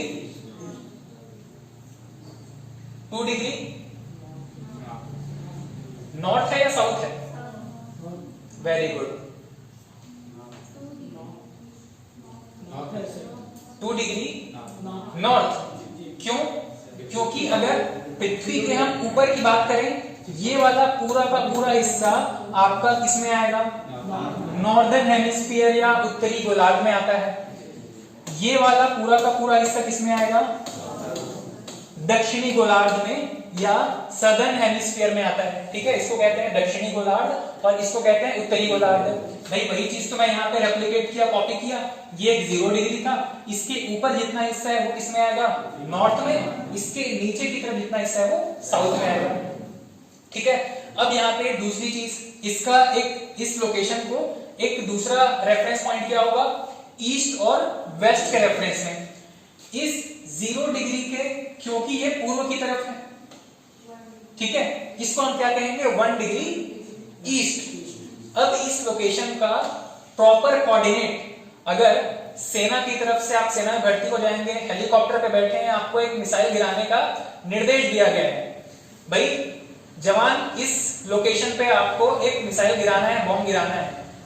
आपको अगर ईस्ट वेस्ट नॉर्थ साउथ का कोऑर्डिनेशन का जानकारी नहीं हुआ तो अपने देश पे बम गिरा के आ जाओगे आप। ठीक है, ये कोऑर्डिनेट आपको दिया गया कि 1 डिग्री ईस्ट, 1 आपको 2 डिग्री नॉर्थ। इस पॉइंट पे, इस पिन पॉइंट पे आपको एक बम ड्रॉप करना है।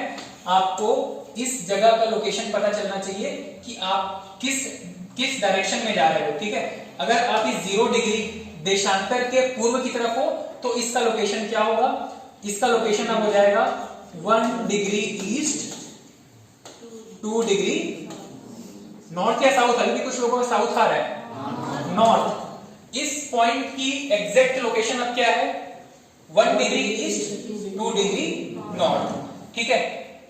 इस पूरे कहानी का उद्देश्य क्या था, बताना कि आपको अब भारत की स्थिति बतानी है, भारत की स्थिति कि भारत का जो पूर्वी पश्चिमी उत्तरी दक्षिणी जो बिंदु है वो कहां कहां तक लोकेटेड है, कहां कहां तक भारत का विस्तार है, ठीक है। मैं भारत को फिर से एक बार एक ऐसा ही रफ आपसे आइडिया लेना चाह रहा हूं कि मान लीजिए ये भारत की स्थिति है, ये भारत का पूर्वी पश्चिमी और उत्तरी दक्षिणी बिंदु है और इनकी जानकारी आपको बतानी है, ठीक है। कोई पूछेगा कि भारत का विस्तार कहां कहां तक है, आप क्या बताओगे, वो पूर्व की तरफ चले जाओ आप म्यांमार तक, पश्चिम की तरफ चले जाओ आप पाकिस्तान तक, उत्तर अफगानिस्तान और दक्षिण में जैसे ही पानी आएगा भारत खत्म हो जाएगा, ऐसे बताओगे, ऐसे नहीं बताएंगे।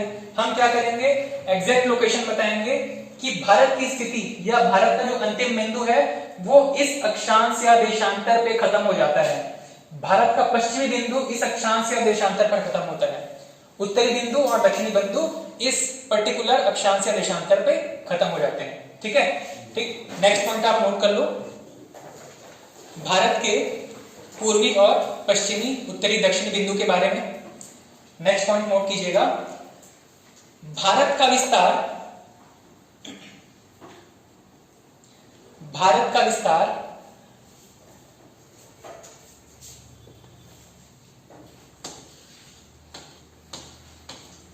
इसको क्या पढ़ेंगे, बस ये सुन लीजिएगा, इस तरीके से जो लिखा होता है इसको क्या पढ़ते हैं, हाँ 8 डिग्री या सॉरी 8 डिग्री और 4 मिनट। मुझे इस पे डाउट था कि आपको ये पता है कि नहीं है, इसको क्या पढ़ते हैं, मिनट, ठीक है। भारत का विस्तार 8 डिग्री 4 मिनट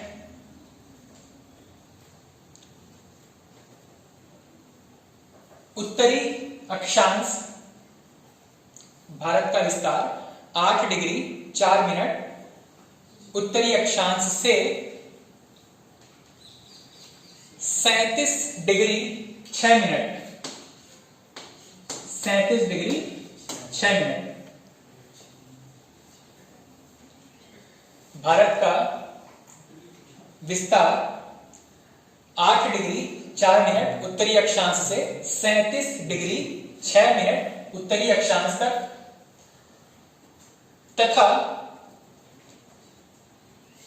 तथा देशांतरीय विस्तार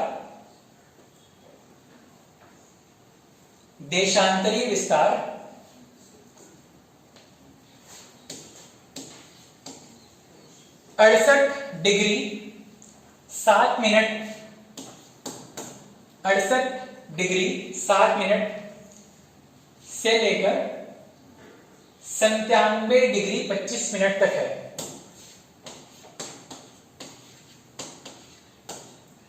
97 डिग्री 25 मिनट तक है।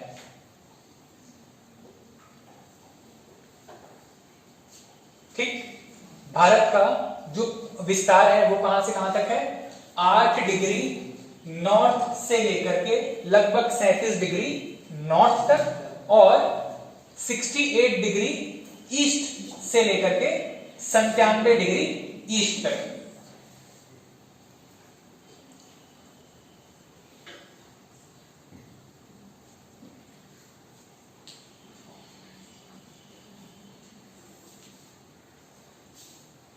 चलिए, ज्योग्राफी के लिए सबसे जरूरी चीज हो जाती है आपकी मैपिंग। मैप से आपको काफी सारी चीजें आसानी से रिकॉल कर सकते हो आप मैप के थ्रू। ठीक, ये मैप हम नेक्स्ट क्लास में बहुत डिटेल से डिस्कस करेंगे। ये लगभग 1 घंटे का 1.5 घंटे का इस पूरे मैप में इतनी डिटेल्स हैं जो आपके लगभग 1-1.5 घंटे का समय लेंगे। ठीक है, फिलहाल मैं आपको क्या बताना चाह रहा था, भारत का विस्तार। आपने क्या लिखा, भारत का विस्तार अक्षांश में कहां से कहां तक है, अक्षांश की दृष्टि से अगर देखें तो ये होगा एक लोएस्ट पॉइंट और ये एक होगा हाईएस्ट पॉइंट। ठीक, इन दोनों के बीच भारत की स्थिति है। उसके अलावा अगर हम बात करें तो भारत पश्चिम की तरफ यहां इस पॉइंट से लेकर के इस पॉइंट तक फैला हुआ है।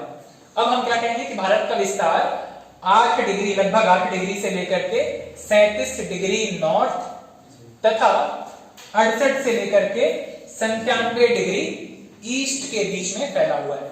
ठीक है, लोकेशन को लेकर के इतनी बात समझ में आई? ये भी एक प्रश्न था जो मुझे एड्रेस करना चाहिए था।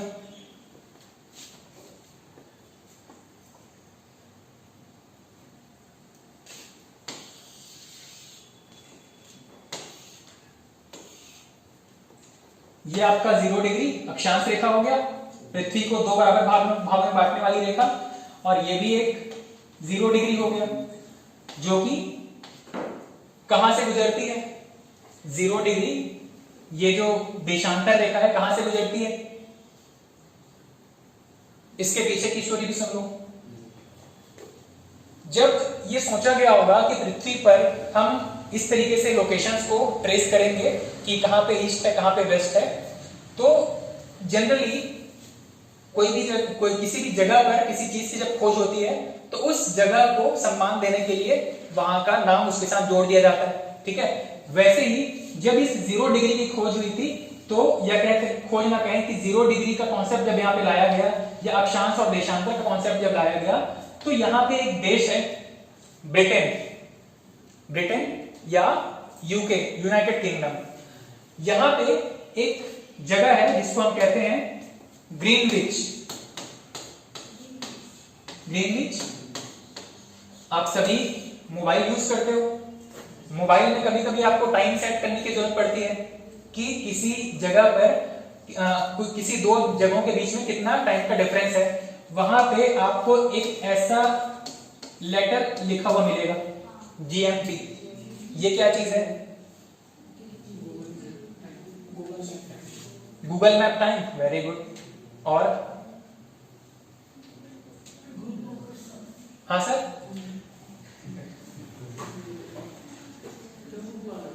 ग्रुप वाला है। ये जो जी शुरू में लिखा हुआ है ये इसी चीज को डिनोट करता है यहाँ पे। ठीक है, ये जो लिखा हुआ है आपके ग्रीनविच को डिनोट करता है। इसका फुल फॉर्म क्या है? Greenwich mean time. ठीक है, GMT का फुल फॉर्म क्या है? Greenwich mean time. मैं अपनी बात मैंने शुरू की थी कि 0 डिग्री का नाम, 0 डिग्री का लोकेशन किसी एक स्पेसिफिक जगह पर रखने का निर्णय कैसे हुआ होगा, तो क्योंकि इस 0 डिग्री का कॉन्सेप्ट ही ग्रीनविच से आया था। ग्रीनविच नाम की जगह है, वहां से इसकी शुरुआत हुई थी, इसीलिए उस जगह को क्या कहा गया? 0 डिग्री कहा गया। इस 0 डिग्री के पश्चिम की तरफ जितने देश थे या जितने भी देशांतर खींचे गए वो क्योंकि इसके वेस्ट की तरफ है तो हम कहेंगे कि ये सारे वेस्टर्न या कहेंगे पश्चिमी देशांतर हैं, और बाकी के सारे इसके पूर्व की तरफ है, इसीलिए इसको ईस्टर्न देशांतर या पूर्वी देशांतर कहेंगे। ठीक है, अब क्योंकि भारत की स्थिति यहां कहीं पे है तो भारत पूरा का पूरा पूर्वी देशांतर में शामिल है। एक और मजेदार चीज, जब आप इसको, अच्छा ठीक है, सारे के सारे देश पूर्वी देशांतर में तो नहीं है, कोई ऐसा देश मान लो आ गया जिसकी कंडीशन कुछ इस तरीके से है, अब आप इसको कैसे बताओगे कि ये कहां पे लाई करता है?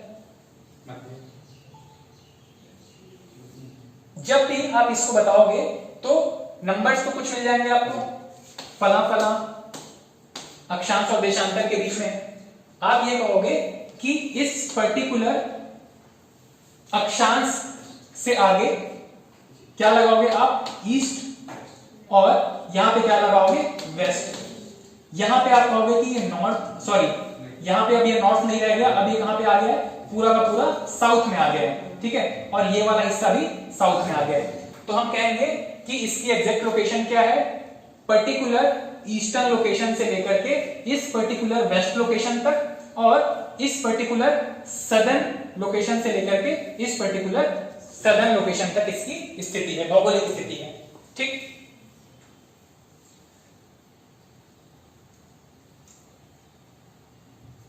चलिए, भारत के बारे में आपने 4 पॉइंट नोट किए होंगे, पूर्वी, पश्चिमी, उत्तरी और दक्षिणी बिंदु के बारे में।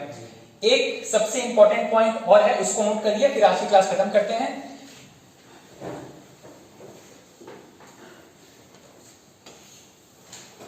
भारत के सबसे दक्षिणी बिंदु के बारे में आपने नोट किया कि आपका 8 डिग्री 4 मिनट के आसपास ये खत्म हो जाता है, ठीक है। इसके अलावा नीचे नोट करके और एक पॉइंट लिख लो, नोट करके एक पॉइंट लिखिएगा, पूरे भारत ब्रैकेट में लिख लीजिएगा, जिसमें अंडमान निकोबार द्वीप भी शामिल है। पूरे भारत कहने का मतलब है जिसमें कि अंडमान निकोबार द्वीप भी शामिल है, ठीक। पूरे भारत का दक्षिणी बिंदु क्या लिखा होगा आपने, पूरे भारत ब्रैकेट में जिसमें अंडमान निकोबार द्वीप भी शामिल है। आगे कंटिन्यू करेंगे, पूरे भारत जिसमें पूरे भारत का दक्षिणी बिंदु 6 डिग्री 45 मिनट 6 डिग्री 45 मिनट, जो कि 6 degree 45 minute north, 6 degree 45 minute north में है। भारत का दक्षिणतम बिंदु, जो कि जिसमें कि अंडमान निकोबार द्वीप भी शामिल है, ये कहां तक आपको लाई करेगा, ये कहां तक फैला हुआ है, 6 डिग्री 45 मिनट तक, ठीक। चलिए इसके आगे हम कल कंटिन्यू करते हैं। इस मैप को ही हम कल खत्म करने की कोशिश करेंगे, इसमें काफी सारे डिटेल दिए गए हैं, ठीक है। और ये सारा मैप आपको पीडीएफ के फॉर्म में मिल जाएगा, ग्रुप वगैरह में हम इसको डाल देंगे, ताकि आपको दोबारा इस पर मेहनत करने की जरूरत ना पड़े। क्लास में जो मेहनत है वो आपका सिर्फ लिखने के लिए होना चाहिए। आप चाहो तो इसको बाद में प्रिंट करा लेना, या फिर कुछ ब्लैंक मैप खरीद के उस पर ड्रॉ कर लेना, ठीक है। Okay, thank you.